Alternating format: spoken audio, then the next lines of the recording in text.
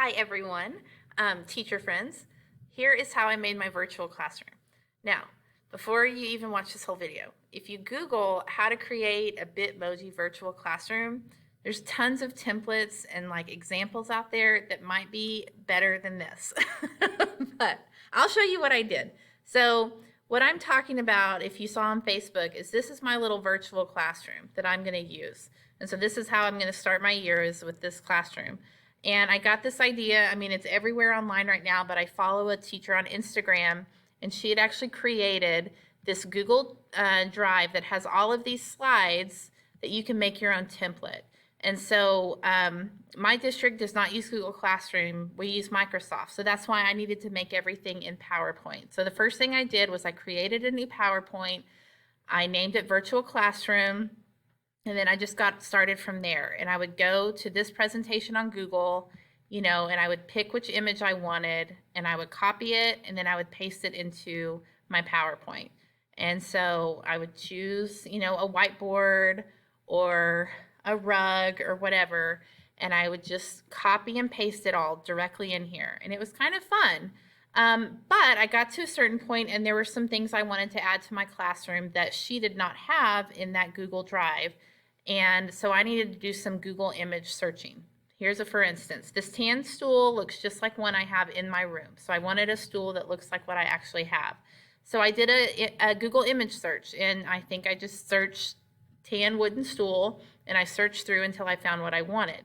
Now, once you get to that image, let's say that this is the one you wanted. If I just copy this and paste it directly into my presentation, most Google images that you find will have this white background, and that's not helpful to you. So what you need to do, and I will share this website with you, this particular website will remove that background. So if I go back to my image on my Google search and I hit save image as, then I can save it. I think I saved it on my computer as like tan wooden stool or something. Go back to this website and upload it, and here it is. And it'll take it and it'll take out that white background. So now I can just easily copy it and go back to my little classroom. And now when I paste it, you can see that it has not, it's taken out that white background. And so that's really helpful. This little decoration, I think I Googled muted rainbow classroom decoration. I mean, something like that. And I found this cute thing, and it had this white in the background. So I just ran it through this website again. And so I just kept finding the things that I wanted. All of these books on my bookshelf go along with the units that I teach in my class. So it's really easy to personalize, to personalize based on what you actually teach.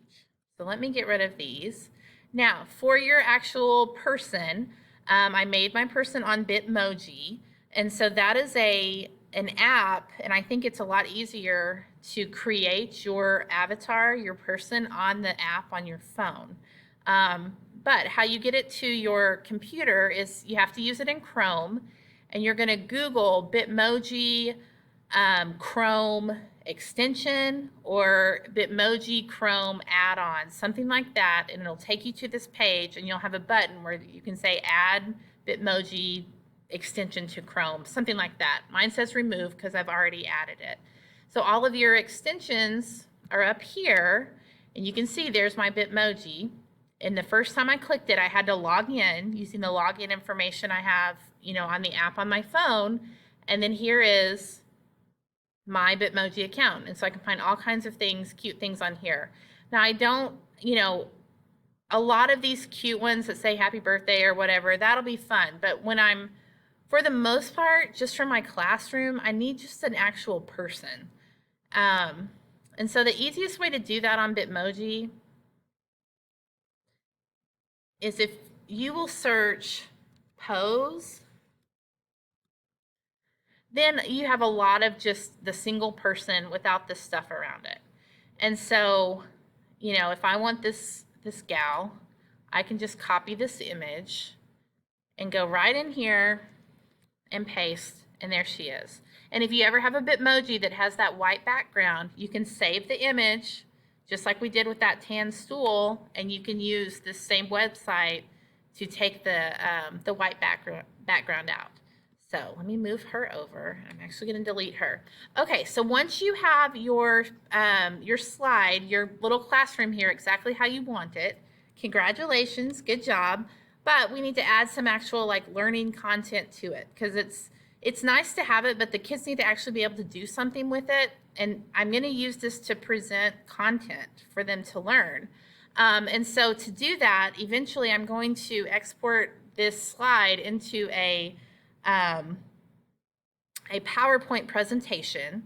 And so if I was to export this PowerPoint as a PDF, it would actually export all this extra stuff. And any of the images I use, I just also paste them into a new slide so I can go back and find them later if I wanted to do something different. But the only thing I'm going to want, to actually share with the students is this one slide. So I'm going to copy this slide, and I'm going to open up a brand new presentation and paste that slide in. And that's all it's going to have. And then, so for some reason, when you use the PowerPoint on the browser, the program that's on your Chrome browser, it doesn't have all of the functions that it has in the desktop app. So once I have my new presentation that just has the one slide of my classroom that I'm going to use, I'm going to go to Open in Desktop App. And so I've done that, and here's what you have. And so let's say the students come in on a particular day, and I've created a video of myself for them to watch, and then they're going to read an article about the Byzantine Empire. This is how I'm actually going to put content in there. So if I click on myself, I can go up here to insert and insert a link. Okay. And so I have some YouTube videos that I make. There's lots of different ways you can do that, and that's a whole nother, video of explaining how to do that. But if I share and I copy this link, here's where I put the video. And then I don't know that this is super important, but I'm just going to write, let's say today's message and hit OK. And that's going to actually create a link. So when students open this, they will hold their cursor over the picture of me and click it, and it's going to open that video. I can do the same with articles or different documents. So let's say we're doing a Byzantine Empire. I'm going to do a link, and my link is from history.com.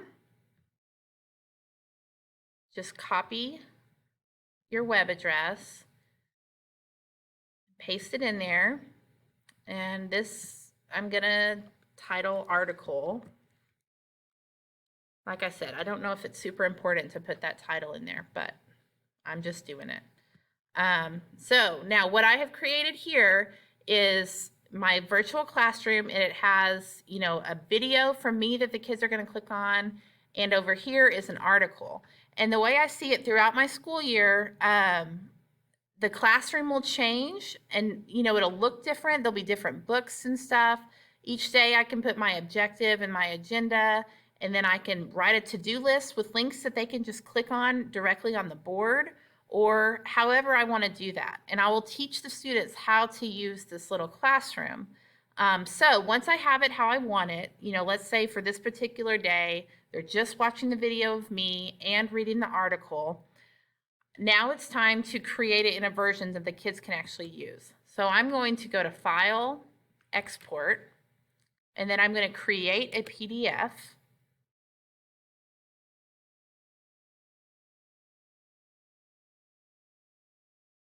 I'm going to save it on my desktop just so it's easier to see. And I'm just going to call this virtual class. Today's the 24th, so with the date. And it's going to create this PDF.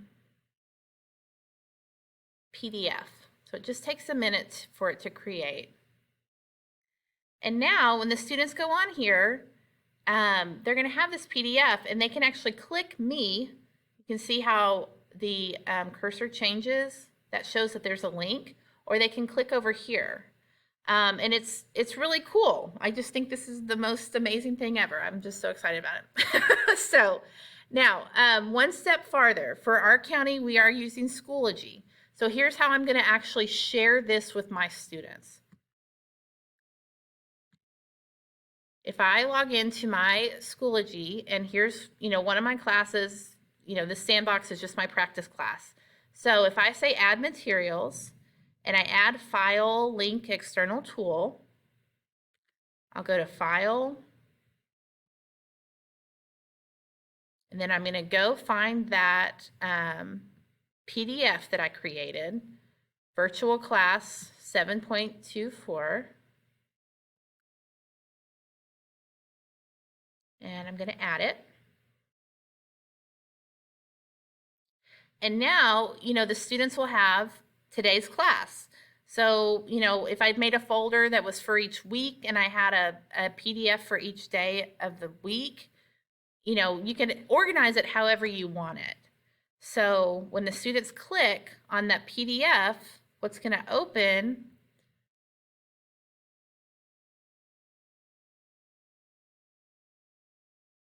is my classroom. And so this is what the students will see, and all they have to do is click throughout the page, and it's going to take them to the places they need to go. We don't want to watch that video. Or, they can click on the book, so it takes it to the link of that article. And so at the beginning of the year, I'm going to teach the students how to use this virtual classroom. And maybe step one every day is to click on me and I give them the message, through some sort of video, or maybe all of the links are here on a PowerPoint on the whiteboard or something like that, or extra activities are over in the bookshelf, different things like that. I think there is so much we can do to be creative with this, and I'm really excited to use this. And so I've only been doing, playing with this for a couple days, so I'll learn a lot more. And as I learn more, I'll share it with you. Reach out to me if you have any questions, if you need any of the links or anything like that. Have fun.